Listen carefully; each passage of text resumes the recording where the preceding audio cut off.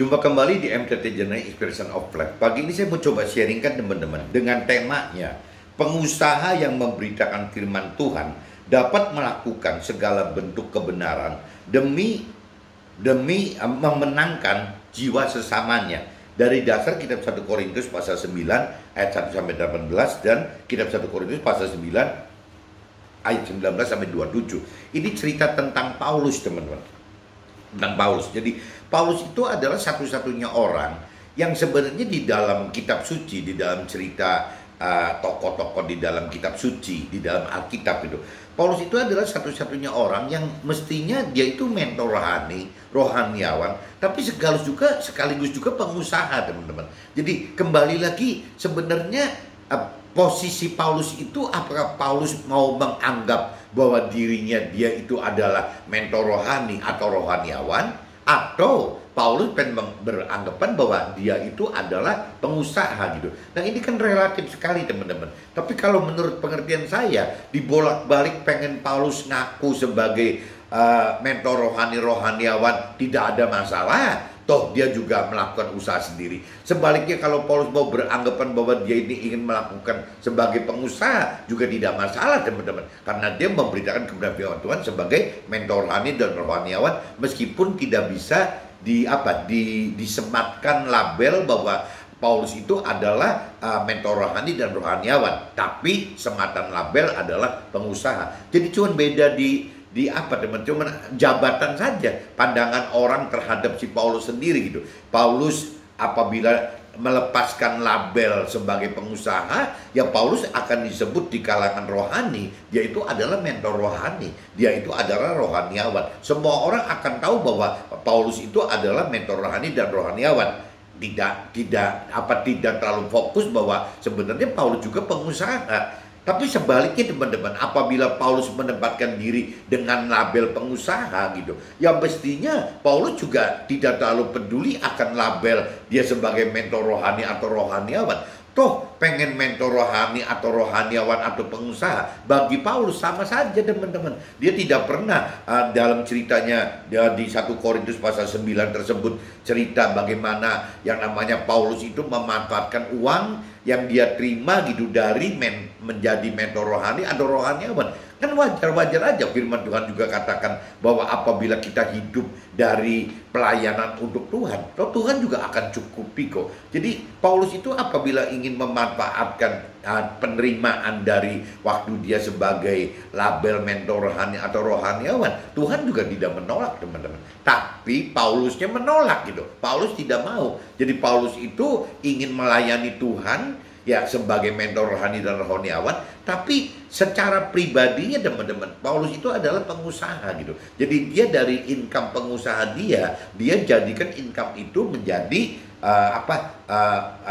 modal gitu, jadi materi untuk pelayanan sebagai alat Tuhan itu, teman-teman, memberitakan kebenaran firman Tuhan itu. Sampai banyak orang yang jadi pada gemes gitu, pada nanya, kenapa sih kok Paulus seperti itu gitu? Kok mau-maunya? Pengusaha lainnya tidak lakukan itu gitu ya. Tidak ada pengusaha lain yang menggunakan hasil dari usahanya total dijadikan sebagai alat pelayanan untuk memberitakan kebenaran firman Tuhan. Tidak ada, teman-teman. Pengusaha itu tidak ada yang se-ekstrim, tidak ada yang seradikal si Paulus tersebut gitu. Nah sebaliknya sama, teman-teman, bagi mentor rohani dan rohaniawan yang benar-benar memberitakan kebenaran firman Tuhan juga bertanya kepada Paulus, kenapa Paulus kok seperti itu gitu? Kenapa kok hasil-hasil dari memberitakan kebenaran firman Tuhan itu yang memang Tuhan izinkan digunakan oleh alat yang Tuhan pakai, manusia yang Tuhan pakai sebagai alatnya gitu ya, untuk menggunakan income dari hasil mentor rohaniawan itu, kok Paulus tidak pakai gitu. Jadi Paulus itu benar-benar istimewa, teman-teman. Nah tinggal problemnya sekarang kan, kalau cerita mentor rohaniawan untuk menjadi pengusaha kayaknya susah juga. Ada nggak? Ada, teman-teman. Ada beberapa mentor rohani atau rohaniawan itu yang memang hidup itu bukan dari hasil jerih payah mementoring rohani dan rohaniawan tersebut. Ada, teman-teman. tapi sedikit. Tapi sebaliknya teman-teman, apabila saya perbandingan dari sisi saya sebagai pengusaha gitu, apa ada pengusaha yang seperti Paulus gitu? Ya, apakah ada pengusaha yang mau istilahnya berusaha mendapatkan hasil tuayan dari usaha di dunia ini gitu, untuk ya bagaimana menjadi alat Tuhan dalam hal memberikan kebenaran firman Tuhan. Nah, ini kembali lagi teman, jadi tergantung dari orangnya gitu. Ya kalau cerita di pengertiannya Paulus gitu, Paulus itu beranggapan bahwa yang dia cari itu adalah mesti apa sih, hasil-hasil yang sifatnya lebih abadi gitu. Jadi bukan yang duniawi, yang lebih kekal, yang lebih rohani. Kalau prinsipnya Paulus, hidup itu untuk itu teman-teman. Sedangkan kalau kita bicara di pengusaha, hidup kita untuk apa gitu? Ya jangan-jangan untuk duniawi. Nah, ini yang kita mesti koreksi diri teman-teman. Sebenarnya ada peluang sebagai pengusaha ini bisa melakukan seperti Paulus gitu, sebagai rohaniawan, sebagai mentor rohani yang berakting sebagai pengusaha, teman. Saya tidak berani memberikan saran dibalik, teman-teman. Misalnya, kan nggak ada salahnya mentor rohani dan rohaniawan juga sama gitu. Bagaimana jangan menggunakan hasil dari mentor menjadi mentor rohani atau rohaniawan untuk kemudian hidupnya. Tapi harusnya mentor rohani dan rohaniawan juga mendapat hasil seperti Paulus menjadi pengusaha. Tapi saya nggak terlalu berani memberikan masukan-masukan kalau kondisinya terbalik, teman-teman. Saya mungkin lebih bijak gitu, lebih fair. Karena saya sebagai pengusaha, ya saya bercermin sendiri saja.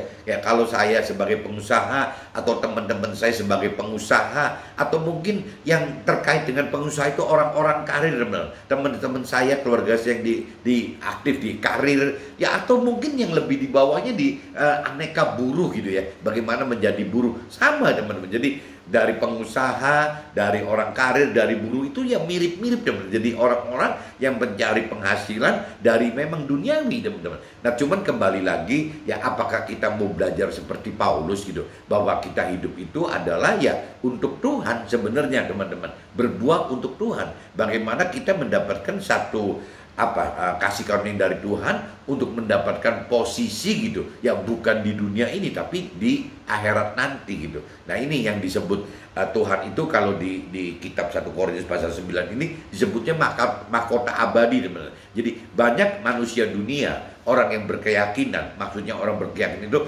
orang yang saya sering sharingkan, orang beragama tapi kurang mendalami tentang Tuhan gitu. Jadi kurang mendalami tentang pribadi Tuhannya, kurang mendalami tentang kedalaman firman Tuhannya gitu. Nggak terlalu mengerti akan firman Tuhan, tidak mampu mengerti firman Tuhan, tidak melakukan firman Tuhan. Itu namanya orang berkeyakinan, orang beragama. Dan orang berkeyakinan itu, terlebih lagi orang berkeyakinan itu seolah-olah orang berkeyakinan itu sudah dengan percaya diri bahwa dia itu sudah bertuhan, sudah bertuhan gitu. Jadi dia sudah mengenal Tuhan secara pribadinya, dia sudah bertuhan dan dia sudah mengenal, sudah mengenal akan firman Tuhan. Padahal kalau kita telaah lebih dalam, sebenarnya mungkin bukan mengenal, mungkin dia cuma sebatas tahu akan Tuhan dan tahu akan firman Tuhan. Tahu dari mana? Ya dari dengar-dengaran dari teman-teman rohaninya, dengar-dengaran dari mentor rohaninya, dengar-dengaran dari rohaniawannya. Ya paling sebatas itu, teman. Nah, kalau buat saya kategori orang berkeyakinan seperti ini lebih jelek loh, teman-teman, dibanding orang dunia. Kalau orang dunia itu kan memang dia merasa bahwa dia itu belum menerima Tuhan, memang dia itu belum mengenal firman Tuhan. Tapi kalau orang berkeyakinan, teman-teman, banyak sekali keluarga saya dan teman-teman saya itu ya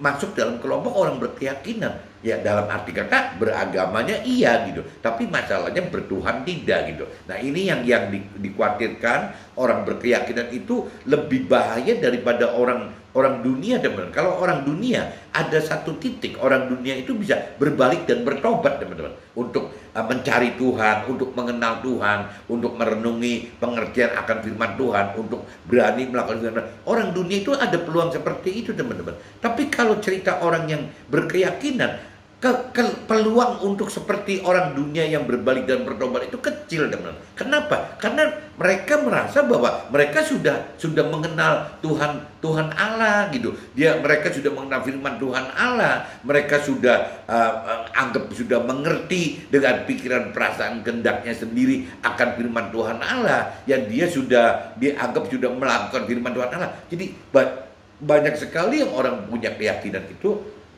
yang berkeyakinan itu beranggapan ya bahwa dia sudah melakukan apa yang Tuhan perintah peraturkan dalam firman-Nya. Nah, ini yang saya bilang, kalau sampai orang berkeyakinan dengan pemikiran seperti ini, pikiran perasaan kehendaknya sendiri sebagai manusia yang berkeyakinan tersebut, takutnya jadi malah bisa tergelincir, teman. Bisa lebih mudah tergelincir dibanding orang dunia. Tergelincir dalam yaitu kebinasaan yang kekal. Kenapa? Karena tidak melakukan firman Tuhan. Kenapa tidak melakukan? Karena terlalu percaya diri gitu, bahwa dia sudah tahu, sudah kenal, sudah melakukan. Ya ini kan yang susah kan gitu, teman-teman.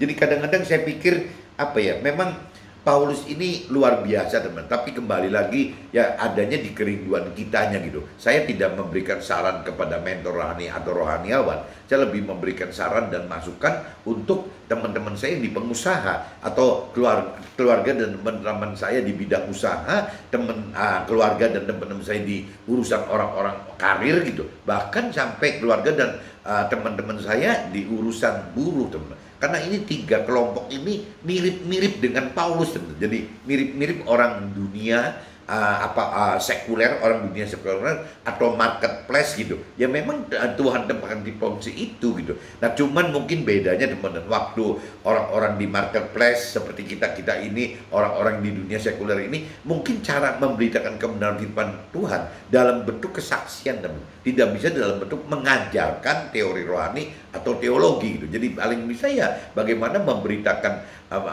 menceritakan, menyaksikan kejadian hidupnya ya saat hidup bersama Tuhan di dalam firman Tuhan dan bersama Roh Tuhan. Itu, teman, bolak-balik kesaksian itu seperti itu. Dan kalau kita istilahnya benar-benar seperti Paulus, kita punya dorongan hati kita, Tuhan pengen kita berbuat lebih untuk Tuhan dibanding orang pada umumnya. Biasanya orang-orang yang diundang, yang dipilih Tuhan semacam ini, teman-teman, tidak pernah punya rasa takut untuk berani melakukan firman Tuhan. Padahal kalau melakukan firman Tuhan ada resiko timbul lagi, teman-teman, timbul permasalahan baru lagi gitu. Dan setiap melakukan firman Tuhan akan timbul permasalahan baru lagi. Tapi ya itu, permasalahan-permasalahan ini yang membuat level iman kita ini justru naik, teman, naik kelas gitu. Nah, ini ya kembali lagi, kalau orang yang sudah diundang dan dipilih oleh Tuhan dan bereaksi gitu, orang tersebut bereaksi untuk benar-benar mau dipilih Tuhan dalam bentuk tetap percaya, tetap mengasihi Tuhan, tetap taat kepada Tuhan,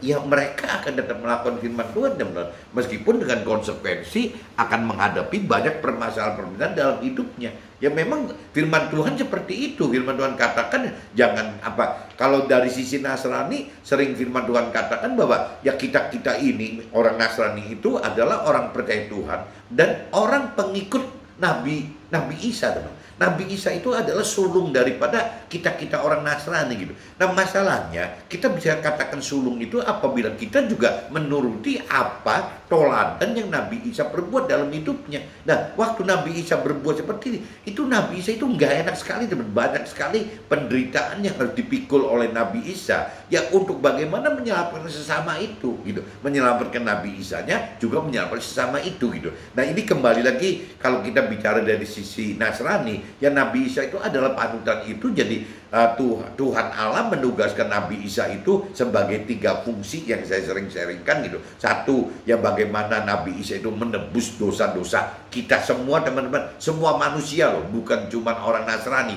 tapi semua manusia itu dosanya telah ditebus oleh Nabi Isa. Tuhan Allah perintahkan seperti itu ya, dengan yaitu dosanya dua macam, teman. Dosa yang karena memang dari asal muasalnya Nabi Adam dan Hawa gitu, zaman dosanya itu ya Nabi Isa sudah tebuskan dengan darahnya, dengan wafat di kayu salib, ditambah dosa-dosa kita sebelum berbalik dan bertobat saat itu teman-teman, itu sudah dipikul semua oleh Nabi Isa. Nah berarti kan kita sudah jadi bebas dosa lagi teman-teman. Waktu memang kita terima Tuhan Allah, ya kita udah bebas dosa gitu. Waktu kita, kalau cerita di Nasrani kan simbolisnya kan, formalitinya kan dengan dibaptis teman-teman, diselam atau dipercik. Jadi waktu masuk ke dalam air berarti sudah sebagai jadi sebagai perumpamaan kita udah mati, manusia lama kita udah mati, dan waktu keluar dari air berarti manusia baru kita bangkit gitu. Nah itu yang waktu mati itu ya Nabi Isa sudah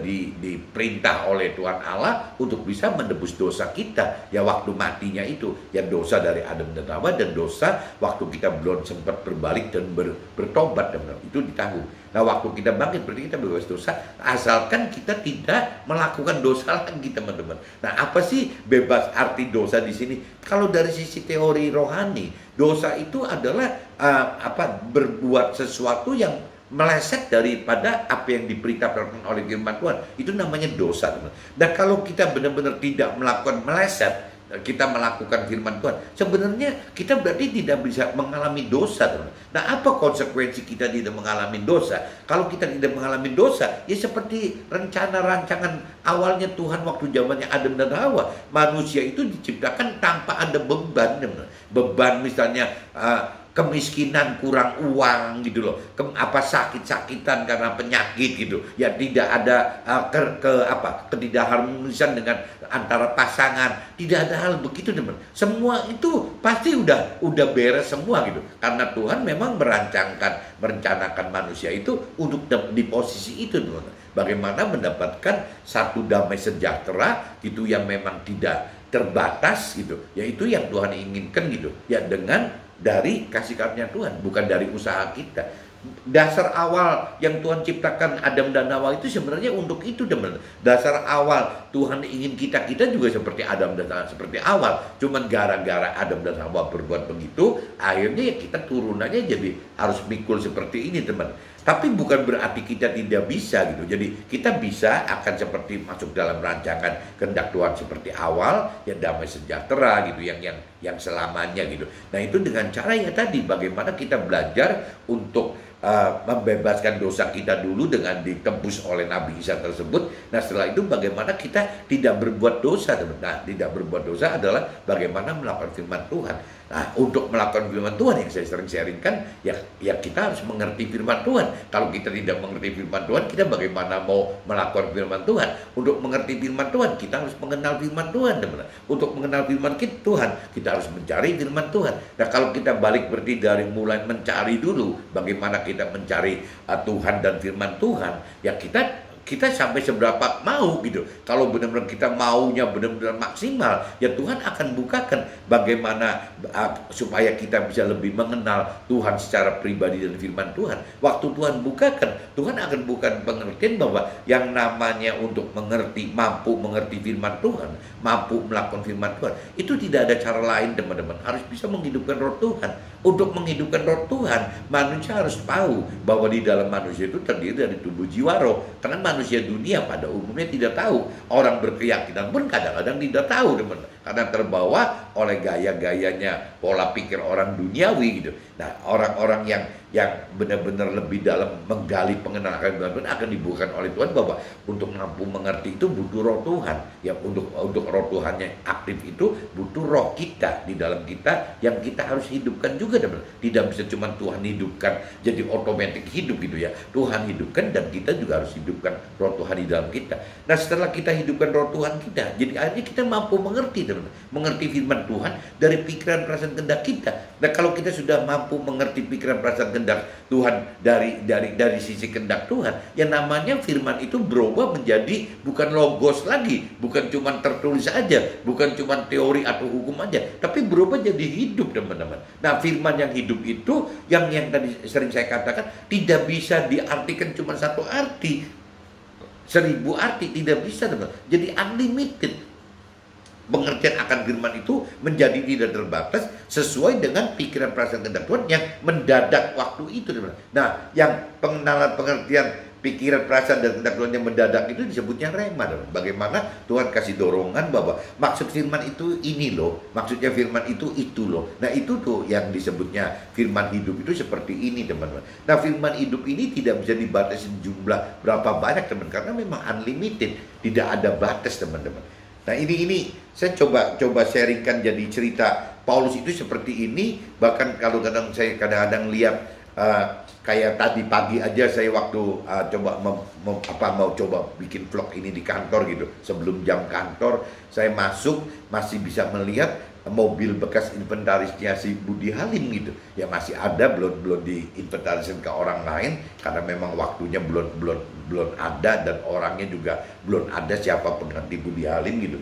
Nah, akhirnya mobilnya inventaris Budi Halim itu masih diem teman, masih dalam kondisi masih ada di parkiran gitu. Nah saya jadi kepikir gitu ya, orang hidup itu tetap berujung seperti Budi Halim gitu. Saya hidup dengan Budi Halim itu 20 tahun lebih teman-teman, bersama Budi Halim. Jadi kalaupun Budi Halim meninggal pada usia 63-an, berarti sepertiga hidupnya Budi Halim itu dengan saya. Kalau sepertiga waktu awal dari lahir sampai 20, dia mungkin masih sekolah gitu. Ya berarti dia itu kerja normal, sekuliah dan kerja normal sampai 40 sampai meninggalnya itu bareng saya teman-teman. Sehingga sepertiga dari kehidupan Budi Halim saya tahu gitu.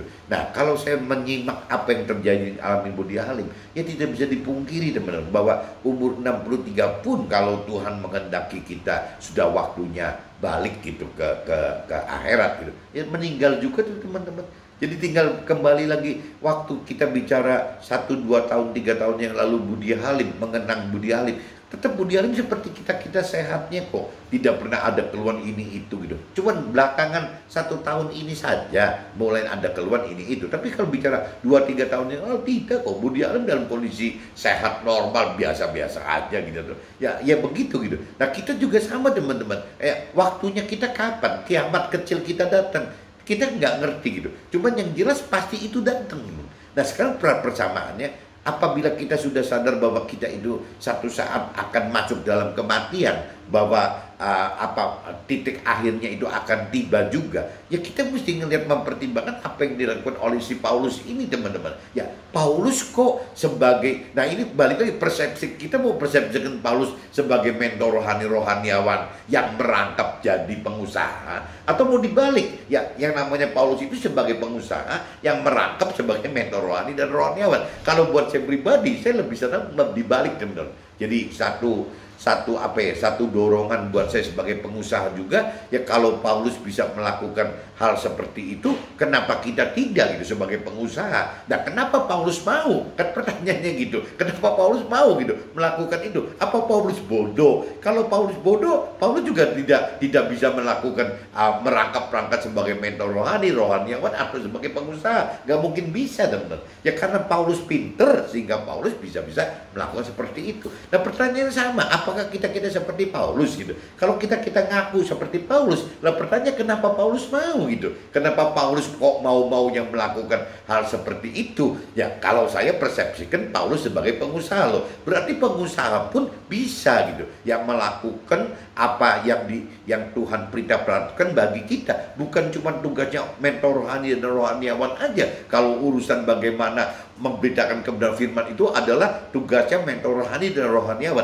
saya pikir salah besar. Itu tugasnya kita semua manusia dan harus bisa melakukan itu, bukan cuma mentor rohani dan rohaniawan. Nah cuman spesifik mentor rohani dan rohaniawan dari pengertian saya, ya dia harus mempelajari minimal teori-teori pengenalan akan firman Tuhan teman-teman. Kalau saya tidak diajar oleh mentor rohaniawan, dan bagaimana saya bisa berpikir seperti si Paulus ini gitu? Karena pasti kan ada mentor rohaniawan saya yang berjasa mengajarkan kita teori-teori rohani. Nah setelah saya mengerti akan teori rohani, nah adapun pendalamannya itu Tuhan ajarkan, yaitu Roh Tuhan yang bergerak teman. Bagaimana tuh Roh Tuhan, Roh Kudus, Nur kalau orang-orang Muslim katakan gitu. Bagaimana itu yang mendidik kita teman. Bagaimana bagaimana untuk meningkatkan pengenalan, pengertian itu semua ada di roh Tuhan, bukan di mentor rohani kita. Mentor rohani kita tugasnya adalah mengajarkan teori-teori rohani atau teologi itu. Nah, begitupun juga dengan mentor rohani dan rohaniawan, teman.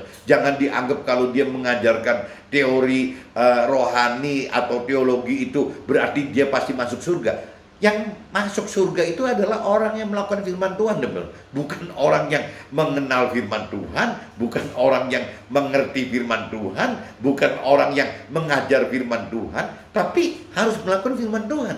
Jadi yang namanya pelaku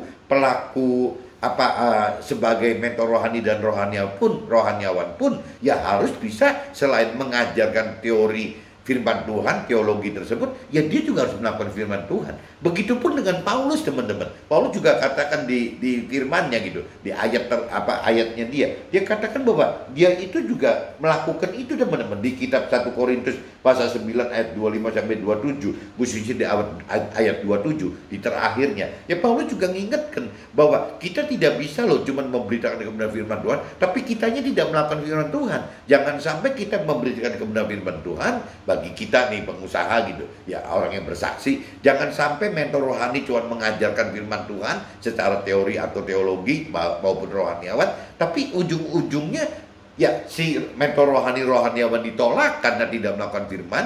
Dan kita pun sama dalam pengusaha ini dengan memberitakan kesaksian Tuhan gitu, doa pribadi dan firman Tuhan, tapi kita tidak melakukan firman Tuhan, ya kita juga sama akan mengalami ditolak, teman-teman. Nah ini yang Paulus katakan di kitab 1 Korintus pasal 9 ayat 27. Jadi kita jangan sampai memberitakan kebenaran firman Tuhan tapi kita tidak melakukan firman Tuhan, takutnya nanti kitanya sendiri yang ditolak. Ini saya sudah sharingkan tentang temanya, teman-teman. Saya coba masuk ke dalam ayatnya dulu. Coba teman-teman buka kitab 1 Korintus, teman-teman. Kitab 1 Korintus saya bagi dua, 1 sampai 18 dan satu kitab Korintus pasal 9 ayat 19 sampai 27. Ini perikrop yang 1 sampai 18, teman-teman. Hak dan kewajiban rasul. Judulnya itu, teman-teman. Bukankah aku rasul? Bukankah aku orang bebas? Bukankah aku telah melihat Nabi Isa? Bukankah kita adalah buah pekerjaan dalam Tuhan? Pekerjaanku dalam Tuhan. Sekalipun bagi orang lain aku bukan rasul, tetapi bagi kamu aku adalah rasul, sebab hidupmu dan Tuhan adalah meterai dan kerasulanku. Inilah pembelaanku terhadap mereka yang mengkritik aku. Tidakkah kami mempunyai hak untuk makan dan minum? Tidakkah kami mempunyai hak untuk membawa seorang istri sebagai orang Nasrani gitu, sebagai orang yang beragama, yang bertuhan gitu, dalam perjalanan kami seperti yang dilakukan rasul-rasul lain dan saudara-saudara Tuhan dan Kefas? Ini maksudnya karena Paulus itu tidak menikah, teman-teman. Tapi kalau rasul-rasul yang lain menikah gitu, membawa istri orang percaya gitu. Nah kalau si Paulus tidak gitu. Jadi Paulus ini memang yang paling aneh sendiri, sudah tidak menikah, ya sebagai pengusaha juga gitu, ya keras kepala gitu, ya seperti itu, teman-teman. Atau hanya aku dan Barnabas sajakah yang tidak mempunyai hak untuk dibebaskan dari pekerjaan tangan? Siapakah yang pernah turut dalam peperangan atas biaya sendiri? Siapakah yang menanami kebun anggur dan tidak memakan buahnya? Atau siapakah yang mengembalakan kawanan domba dan yang tidak minum susu domba itu? Jadi kalau Paulus lagi mengeluh seperti itu, benar. Karena Paulusnya masuk menjadi alat Tuhan itu semua juga dari dananya dia sendiri gitu, sebagai pengusaha. Jadi kalau Paulus dibandingkan dengan mentor rohani atau rohaniawan lain, Paulus bisa ngoceh-ngoceh seperti ini, teman-teman. Saya istilahnya punya hak untuk bisa mendapatkan income dari mentor rohani pun tidak diambil.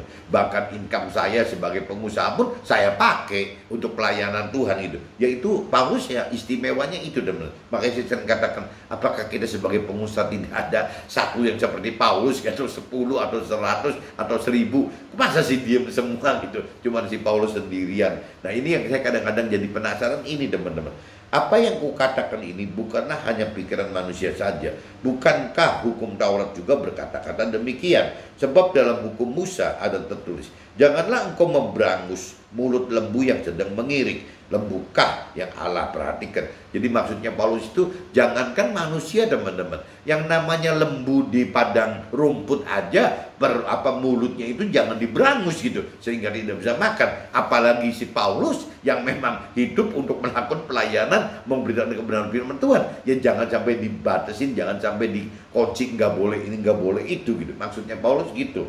Atau kitakah yang ia maksudkan? Ya, untuk kitalah hal ini ditulis, yaitu pembajak harus membajak dalam pengharapan dan pengirik harus mengirik dalam pengharapan untuk memperoleh bagiannya. Jadi jika kami telah menaburkan benih rohani bagi kamu, berlebih-lebihankah kalau kami menuai hasil duniawi daripada kamu? Jadi Paulus bilang, kalau saya bisa menabur benih kepada orang-orang duniawi gitu, ya benih rohani, lah emangnya saya nggak boleh sampai manen dari hasil-hasil saya menaburkan benih rohani tersebut untuk hal-hal yang sifatnya duniawi. Paulus bukan orang bodoh, Paulus mikir seperti ini juga, teman. Kalau orang lain mempunyai hak untuk mengharapkan hal itu daripada kamu, bukankah kami mempunyai hak yang lebih besar? Ya, jadi Paulus katakan gitu. Tetapi kami tidak mempergunakan hak itu. Sebaliknya kami menanggung segala sesuatu supaya jangan kami mengadakan rintangan bagi pemberitaan dari firman Tuhan tersebut. Tidak tahukah kamu bahwa mereka yang melayani dalam tempat kudus mendapat penghidupannya dari tempat kudus itu, dan bahwa mereka yang melayani mezbah mendapat bagian mereka dari mezbah itu. Jadi kalau bicara secara umum seperti itu teman-teman, karena firman Tuhan katakan begitu. Ya, orang yang mau bercakap dengan firman Tuhan hidup dari income yang bersifat rohani gitu tuh, aktivitas rohani. Tapi Paulus tidak gitu. Demikian pula Tuhan telah menetapkan bahwa mereka yang memberitakan firman Tuhan harus hidup dari pemberitaan firman Tuhan itu. Nah ini coba bayangin di ayat 14-nya 1 Korintus pasal 9 ayat 14 malah ada firman Tuhan yang menegaskan seperti itu. Demikianlah pula Tuhan telah menetapkan bahwa mereka yang memberitakan firman Tuhan harus hidup dari pemberitaan firman Tuhan itu. Tetapi aku tidak pernah mempergunakan satupun dari hak-hak itu. Aku tidak menulis semuanya ini supaya aku pun diperlakukan juga demikian, sebab aku lebih suka mati daripada titik-titik. Sungguh kemegahanku tidak dapat ditiadakan siapapun juga, karena jika aku memberitakan firman Tuhan, aku tidak mempunyai alasan untuk membanggakan diri, sebab itu adalah keharusan bagiku. Celakalah aku jika aku tidak memberitakan firman Tuhan. Nah ini prinsipnya Paulus seperti ini teman-teman. Apakah kita sebagai pengusaha prinsipnya seperti Paulus gitu? Ya kalau kita simak ayat 16, prinsip Paulus itu tegas sekali gitu. Ya bahwa karena jika aku memberitakan firman Tuhan, aku tidak mengenal alasan untuk memegahkan diri. Sebab itu adalah keharusan bagiku. Jadi memberitakan kebenaran firman itu bagi Paulus adalah keharusan gitu. Tidak boleh tidak. Padahal Paulus itu kan apa ya, kalau saya persepsikan Paulus sebagai pengusaha, ya mestinya kalau mau memberitakan kebenaran firman Tuhan, ya cukup dong sebagai mentor rohani atau rohaniawan karena hidup dari memberitakan kebenaran firman Tuhan. Kalau Paulus kan enggak teman, malah membiayai orang-orang yang dipakai oleh Tuhan gitu. Seolah seperti itu gitu. Paulus itu hidup mandiri gitu. Nah, Paulus kenapa mau begitu? Karena Paulus punya prinsip begitu gitu. Ya bahwa yang namanya itu adalah keharusan bagi Paulus gitu. Celakalah aku, malah Paulus katakan celakalah Paulus jika Paulus tidak memberitakan kebenaran firman Tuhan gitu. Kalau andai kata aku melakukannya menurut kehendakku sendiri, memang aku berhak menerima upah gitu. Jadi kalau Paulus melakukan memberitakan kebenaran firman itu karena kehendaknya si Paulus sendiri, wajar gitu apabila memang dia hidup dari upah memberitakan kebenaran firman Tuhan. Tetapi gitu ya, karena aku melakukannya bukan menurut kehendakku sendiri, pemberitaan itu adalah tugas penyelenggaraan yang ditangguhkan kepadaku. Tapi dari pengertian Paulus berbeda teman-teman. Bukan karena dia memberitakan kebenaran firman itu ditugaskan oleh orang, tapi Paulus punya beban bahwa yang memang melakukan firman Tuhan itu adalah memang tugas gitu. Tugas yang ditanggungkan Tuhan bagi Paulus gitu. Nah ini memberitakan kebenaran firman Tuhan itu ada dua teman. Apabila dari sisi mentor rohaniawan bisa dianggap bahwa dia memberitakan kebenaran firman Tuhan itu kehendaknya dari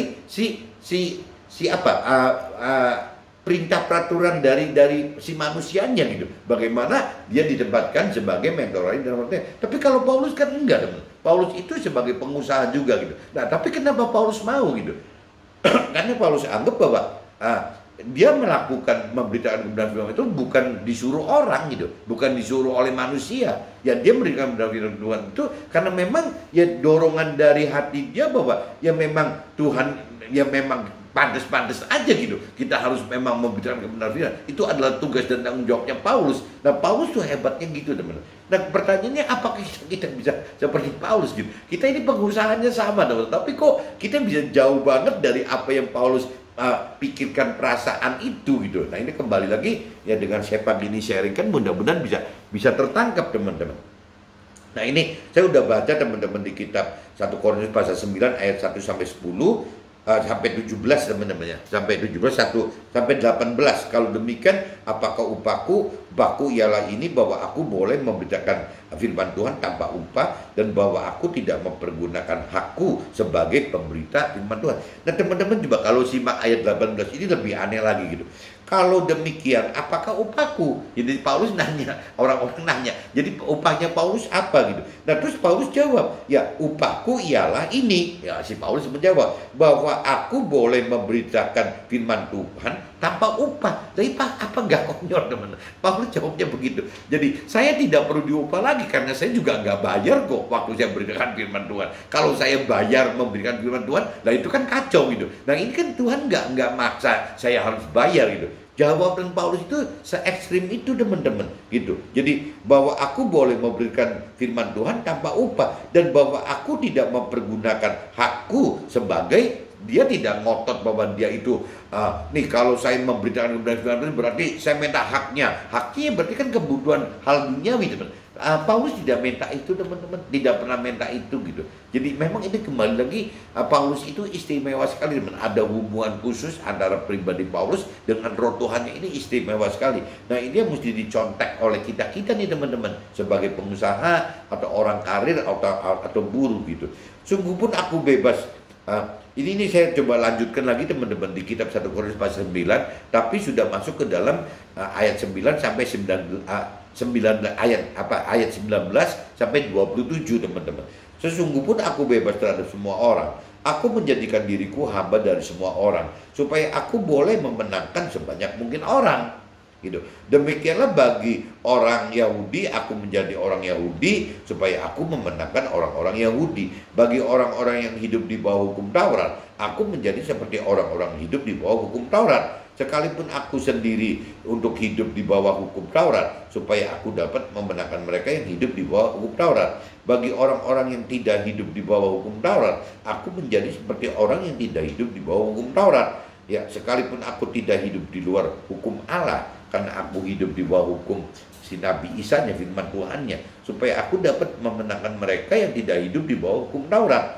Bagi orang-orang yang lemah, aku menjadi seperti orang yang lemah, supaya aku dapat menyelamatkan mereka yang lemah. Bagi semua orang aku telah menjadi segala-galanya, supaya aku mendapat sedapat mungkin memenangkan beberapa orang dari antara mereka. Jadi benar-benar yang namanya Paulus itu seperti bunglon, belajar menjadi bunglon. Dia di posisi manapun juga dia akan menyesuaikan diri. Dalam arti kata yang penting dia bisa memberitakan kebenaran firman Tuhan gitu. Bagaimana orang bisa mendapatkan dari pemberitaannya si Paulus ini, orang dapat diselamatkan gitu. Cuman itu aja teman. Jadi apapun juga Paulus lakukan. Ya kalau seperti binatang mungkin bunglon yang bisa ganti-ganti warna itu teman-teman. Ya Petrus itu seperti bunglon gitu. Segala sesuatu itu Paulus itu seperti bunglon gitu. Segala sesuatu ini aku lakukan karena firman Tuhan, supaya aku mendapat bagian di dalamnya. Tidak tahukah kamu bahwa dalam gelanggang pertandingan semua peserta turut berlari, tetapi bahwa hanya satu orang saja yang mendapat hadiah. Karena itu larilah begitu rupa sehingga kamu memperolehnya. Jadi ini diumpamakan oleh Paulus bahwa hidup di dalam hal rohani pun seperti pertandingan teman-teman. Bukan cuma hal duniawi saja yang menjadi pertandingan, bagaimana targetnya adalah kesuksesan duniawi, bagaimana kebahagiaan duniawi, bagaimana mendapatkan hal-hal yang duniawi gitu. Tapi dalam hal rohani pun ya sebenarnya itu adalah sebagai perlombaan, sebagai pertandingan untuk mendapatkan yang tadi, keselamatan akhirat, bagaimana mendapatkan damai sejahtera di akhirat dan bisa masuk ke dalam surga. Itu targetnya itu teman-teman. Tiap-tiap orang yang turut mengambil bagian dalam pertandingan, menguasai dirinya dalam segala hal, mereka berbuat demikian untuk memperoleh suatu mahkota yang fana. Tetapi kita untuk memperoleh suatu mahkota yang abadi. Jadi kalau orang dengan target duniawi, ya untuk mendapatkan mahkota yang fana. Tapi kalau orang hidup dengan target rohani, ya untuk mendapatkan mahkota yang abadi gitu.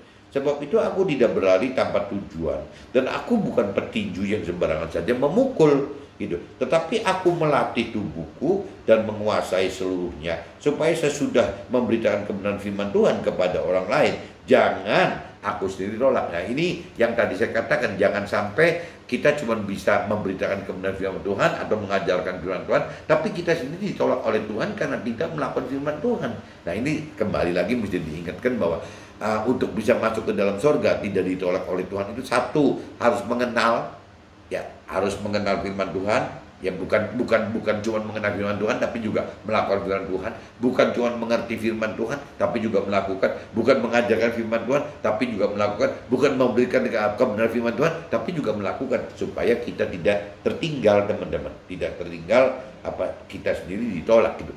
Nah, ini saya sudah bacakan di kitab 1 Korintus pasal 9 ayat 1 sampai 18, dan saya sudah lanjut di kitab 1 Korintus pasal 9 ayat 19-27 teman-teman. Nah, saya coba masuk dalam draft saya aja teman-teman. 1 Korintus pasal 9 ayat 1 sampai 12.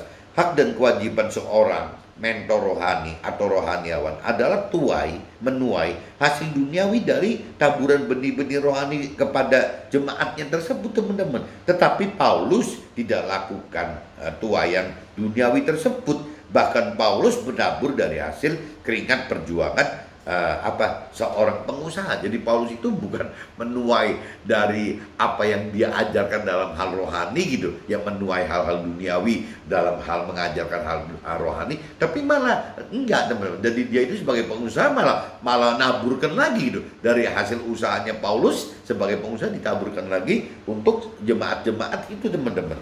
1 Korintus pasal 9 ayat 13 sampai 17. Seharusnya Tuhan sudah perintahkan bagi yang beritakan firman Tuhan hidup dari pemberitaan kebenaran firman. Tetapi prinsip Paulus tidak pergunakan hak tersebut karena Paulus berpikir jika pemberitaan firman dilakukan karena kehendak sendiri, wajar saja Paulus terima yang upah gitu. Kalau dari memang kehendaknya si Paulus sendiri sebagai manusia, ya wajar saja terima upah gitu. Tapi karena Paulus melakukan karena perintah Tuhan, maka itu adalah tugas Paulus yang ditanggungkan Tuhan bagi Paulus gitu. Jadi dalam pengertian memberitakan kebenaran firman Tuhan ini, Paulus itu bukan beranggap karena pengennya dia sendiri, tapi ini adalah tugas dari Tuhan gitu. Nah, kalau tugas dari Tuhan, gimana dia mau hitung-hitungan sama Tuhan gitu? Karena dia memang sayang sekali sama Tuhan, percaya sekali sama Tuhan, dan taat sekali sama Tuhan gitu. 1 Korintus pasal 9 ayat 18. Prinsip Paulus, upahku ialah aku boleh memberitakan firman Tuhan tanpa upah, dan itu dan bahwa Paulus tidak mempergunakan, di mana Paulus tidak mempergunakan hak Paulus sebagai pemberita firman Tuhan seperti mentor rohani dan rohaniawan umumnya gitu. Jadi ya balik lagi bahwa upahnya apa gitu. Ada orang yang nanya ke Paulus, upahnya Paulus apa? Ya upahnya itu aku boleh memberikan firman Tuhan tanpa upah. Jawabannya sesimpel itu. Apa enggak nyebelin kali? Kalau bagi orang duniawi kali nyebelin. Orang jawab ditanya bener-bener ya kenapa kok dia maunya istilahnya memberitakan kebenaran firman Tuhan tanpa menerima upah, bahkan menghabiskan uang gitu sebagai pengusaha. Jawabannya simpel aja gitu si Paulus ya bahwa Paulus tidak mempergunakan hak Paulus sebagai pemberita Tuhan itu, ya tadi dikatakan aku boleh memberitakan firman Tuhan tanpa upah gitu. Jawaban Paulus sesimpel itu, aku boleh memberikan kebenaran firman Tuhan tanpa upah. Coba bayangin kalau seandainya Tuhan memberikan cas gitu ya, memberikan harus bayar gitu, waktu memberikan kebenaran firman Tuhan harus bayar. Nah itu bagaimana? Itu Paulus jawab itu teman. Nah ini yang mungkin buat orang dunia sangat mengesalkan kali, ada orang kok kayak begini gitu. 1 Korintus pasal 9 ayat 19 sampai 23. Paulus sebagai mentor rohani dan rohaniawan yang sekaligus pengusaha menjadi bebas dalam memberitakan firman Tuhan karena Paulus dapat menjadi segalanya untuk memenangkan jiwa-jiwa. Banyak orang segala sesuatu, banyak orang memenangkan jiwa-jiwa banyak orang. Segala sesuatu Paulus lakukan demi firman Tuhan agar Paulus mendapatkan bagian di dalamnya. Jadi Paulus ingatkan, apabila kita sebagai pengusaha yang bisa mendapatkan income itu bukan karena sebagai mentor rohani atau rohaniawan, ya. Nah, maksud Paulus, akhirnya Paulus bisa berbuat lebih banyak, bisa berbuat lebih segalanya gitu. Ya, asal yang penting benar sesuai perintah peraturan firman Tuhan, yaitu dia bisa lakukan karena tidak memerlukan kebutuhan apa-apa dari komunitasnya gitu, teman. Yang membayar atau memberi gitu kecukupan kepada mentor rohani atau rohaniawan. Si Paulus kan nggak perlu itu, teman-teman. Jadi akhirnya Paulus bisa melakukan segala mungkin, yang penting bisa lebih banyak memenangkan jiwa-jiwa. Saya beberapa kali pernah sharingkan, kalau buat saya pribadi, apabila Tuhan memang menghendaki saya untuk dipakai sebagai alatnya Tuhan, saya malah kadang-kadang kebayang, saya pengen sekali membuat satu activity ya, bagaimana melakukan hal seperti yang dilakukan oleh Full Gospel gitu ya, oleh komunitas Full Gospel yang memang apa ya, Full Gospel itu terdiri dari pengusaha-pengusaha gitu, yang bagaimana berjuang untuk menjadi alat Tuhan dengan cara memberitakan kebenaran firman Tuhan lewat kesaksian saja, teman-teman. Nah, karena pengusaha harusnya kan berduit gitu, teman-temannya juga berduit. Mereka biasanya pengusaha ini berpatungan, teman-teman, berpatungan gitu ya, untuk membuatkan event-event acara ya, untuk menyelenggarakan kesaksian itu, teman-teman. Nah, biasanya berupa acara-acara makan, teman-teman, makan bersama. Jadi kayak gathering gitu. Jadi makan bersama ya, entah mau breakfast gathering gitu, atau mau lunch gathering, atau mau dinner gathering. Dia adakan itu untuk bisa ada peluang bergantian gitu, menyaksikan, memberitakan firman Tuhan lewat kesaksian apa yang terjadi di masing-masing orang yang diundang itu, teman-teman. Saling cerita gitu. Jadi bagaimana mengalami Tuhan pribadi, mengalami dalam firman-Nya Tuhan itu ya, Full Gospel itu melakukan itu. Dan buat saya pribadi, teman, saya tergerak untuk melakukan itu apabila memang Tuhan menggerakkan saya untuk begitu. Mudah-mudahan yang mendengar sharing saya bergabung aja gitu, bareng-bareng kita patungan gitu, yang mengadakan seperti Full Gospel. Nggak perlu harus formal, teman, nggak perlu harus menjadi anggotanya Full Gospel. Ya, kita adakan sendiri aja nggak apa-apa. Bahkan kalau teman-teman mandiri juga tidak apa-apa. Bahkan saya pribadi pun ya, saya rencanakan juga untuk mandiri. Saya tidak menggabung dalam satu komunitas gitu. Dan saya juga tidak terlalu mengharap harus ada teman-teman pengusaha lain gabung, tidak, teman. Saya dengan usaha saya percaya Tuhan akan mampukan gitu. Kalau memang itu rencana kehendak Tuhan, ya pasti Tuhan akan mampukan apa yang saya harapkan ini bisa terjadi kalau memang itu benar di jalannya Tuhan dan memang untuk Tuhan, teman-teman. 1 Korintus pasal 9 ayat 24. Tidak tahukah kita bahwa dalam gelanggang pertandingan semua peserta ikut berlari, tetapi bahwa hanya satu orang saja yang mendapat hadiah. Karena itu larilah begitu rupa sehingga kamu dapat memperolehnya gitu. Untuk mencapai apa yang Tuhan rancang dan kehendaki tidak mudah jika kita tidak berusaha maksimal. Jadi kalau untuk kita melakukan rancangan kehendak Tuhan itu maksudnya nggak bisa cuma diem-diem aja, teman-teman. Ya, kita harus berjuang. Semakin kita melakukan sesuai rancangan kehendak Tuhan, ya harusnya secara logikanya, secara rasionya akan semakin banyak rintangan yang dari iblis datang, kan, teman. Yang permasalahan akan datang banyak sekali. Yaitu konsekuensinya melakukan firman ya seperti itu gitu. 1 Korintus pasal 9 ayat 25 sampai 27. Rancangan dan kehendak Tuhan adalah mahkota abadi, sehingga kita harus peroleh dengan tujuan dan harus melatih tubuh dan jiwa serta roh kita untuk memberitakan firman dan sekaligus lakukan firman agar kita sendiri jangan ditolak. Nah, ini dikatakan di 1 Korintus pasal 9 25 sampai 27. Begitu, teman-teman. Jadi kalau kita apa yang Tuhan rancang kehendaki bagi kita itu adalah bagaimana kita mencapai target mahkota abadi, bukan target mahkota fana yang di dunia ini. Yang tadi saya sudah katakan, kalau secara duniawi, manusia duniawi dan berkeyakinan, targetnya mahkota fana itu adalah ya bagaimana target sukses duniawi, bahagia duniawi, dan pencapaian nafsu-nafsu duniawi untuk kesombongan atau keangkuhan gitu. Nah, tapi kalau bicara dari sisi rohani, targetnya untuk mahkota abadi itu adalah yaitu bagaimana mendapatkan keselamatan akhirat, bagaimana kan bisa mendapatkan damai sejahtera di akhirat, dan bagaimana bisa masuk ke dalam ya surga gitu.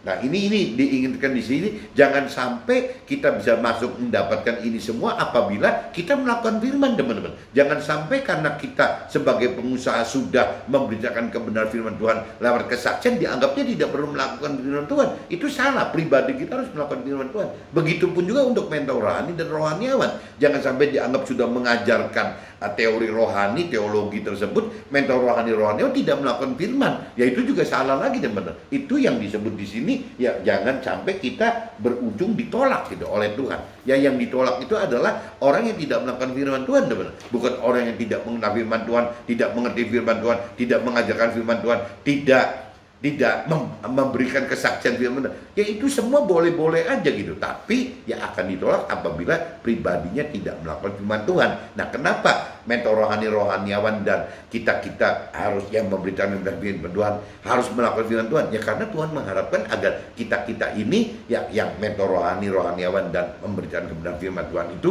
pengusaha, orang karir atau orang buruh yang memberi katakan kebenaran firman Tuhan itu bisa ada peluang untuk bisa masuk ke dalam surga, bukan sebagai status warga sorga atau rakyat jelata surga, tapi bisa masuk menjadi keluarga Tuhan di dalam kerajaan sorga. Ini bagi mentor rohaniawan dan pengusaha atau orang karir atau buruh yang memberitakan kebenaran firman Tuhan lewat kesaksiannya. Oke teman-teman, see you, bye-bye.